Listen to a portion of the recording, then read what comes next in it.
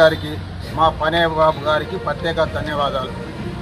గత 10 ఏళ్ళు ఏ గవర్నమెంట్ పరిపాలన చేసినా చూత గుడులు పట్టించుకోలేదు, బడులు పట్టించుకోలేదు. ఇవాళ మా ప్రభుత్వం వచ్చినాక, ప్రజాప్రభుత్వం వచ్చినాక రేవంత్ రెడ్డి హయాంలో ఇవాళ గుళ్ళు పట్టించుకున్నారు. గుళ్ళు అభివృద్ధి అవుతున్నాయి, బడులు అభివృద్ధి అవుతుంది, ప్రజలు అన్ని రకాల అభివృద్ధి చెందుతున్నారు. కానీ ఇవాళ ఎన్ని 30-40 ఏళ్ళ కింద కట్టిన ఈ ఆంజనేయ టెంపుల్ దాన్ని పట్టించుకున్న నాదుడు వారికి లేడు. గత 10 ఏళ్ళు పరిపాలన చేసిన ఈటల రాజేందర్ గారు 3 సార్లు మినిస్టర్ ఉన్నాడు. నిన్న ఎమ్మెల్సీ చేసిన మన ఎమ్మెల్యే కౌశిరెడ్డి గారు నిన్న ఎమ్మెల్సీ చేసి ఎమ్మెల్యే చేస్తున్నాడు. దీన్ని కూడా పట్టించుకోలేదు.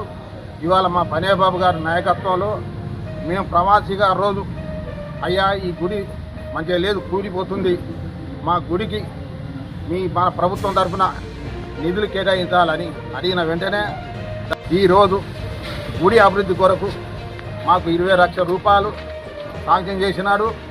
ఆయనకు ప్రత్యేక ధన్యవాదాలు. మరియు రేవంత్ రెడ్డి గారికి ఇంకా ఏం తక్కువ పడాల్సిందా గుడి అభివృద్ధి కొరకు ఇంకా నిధులు ఇచ్చే బాధ్యత మాదే అని ఒప్పుకోవడం జరిగింది. దేవాదాయ శాఖ మా కొండ సురేఖ అక్క గారికి ప్రత్యేక ధన్యవాదాలు. హుజూరాబాద్ నియోజకవర్గ ఇన్ఛార్జిగా ఉన్న శ్రీ ఒడితెల ప్రణవ్ బాబు గారి యొక్క సూచన మేరకు ఎస్టీఎఫ్ ఫండ్ ద్వారా కరీంనగర్ జిల్లా కలెక్టర్ గారు వివిధ పనులకు నిధులు మంజూరు చేసి ఉన్నారు.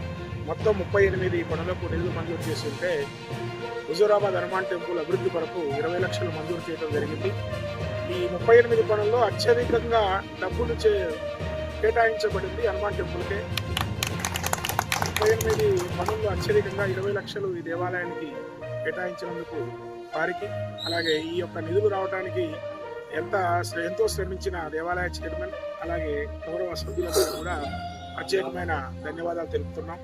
ఈ యొక్క 20 లక్షలతో దేవాలయానికి ఏ పనులు చేయాలనేది దేవాలయ కమిటీ, దేవాలయ సభ్యులందరూ తీర్మానం చేసిన తర్వాత వారి యొక్క సూచన మేరకు ఈ నిధులను దేవాలయం యొక్క అభివృద్ధికి ఉపయోగించడం జరుగుతుంది.